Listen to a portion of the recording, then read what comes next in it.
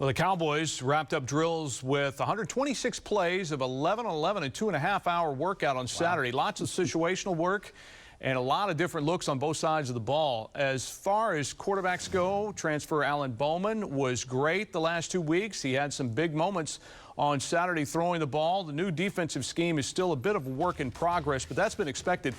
And it's also been embraced by the players. All in all, a pretty successful and positive spring.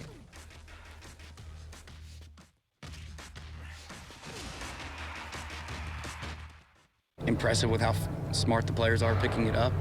They've picked up everything as well as anybody I've ever been around. They play really fast. They believe in what we're doing. The buy-in's been unbelievable from the coaches and from the players. And you see the positive results, and kids just want to know you care about them and that you have their best interest at heart. So when they start seeing success, it's easy to buy in. All right, guys, one bit of recruiting news. OSU gets a commitment from defensive back Landon Cleveland from Mansfield Legacy in Texas. Arkansas, Baylor, Michigan, Penn State, Texas, TCU, all were interested. As for takeaways from OSU spring for me, how well new defensive coordinator Brian Nardo, you just saw him, seems to have been received by the players. A lot of talk about better chemistry on the roster. When you finish the season the way they wrapped up last year, things can get a little acrimonious at times.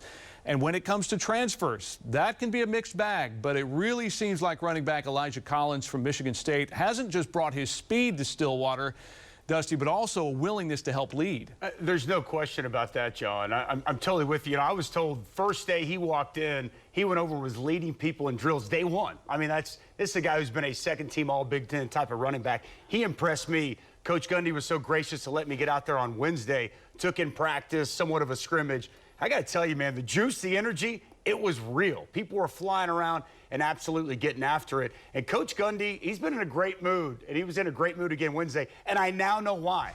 He's got a quarterback. Alan Bowman, wow, is what I have to say about what I saw from him. Look, he's a 6-year transfer. You go back to his Texas Tech days, the guy can really throw it. He had a litany of injuries, including a collapsed lung, broken rib, amongst a lot of other things, an ankle injury, could never stay on the field. But he's the only returning player in college football with a 600-yard game under his belt.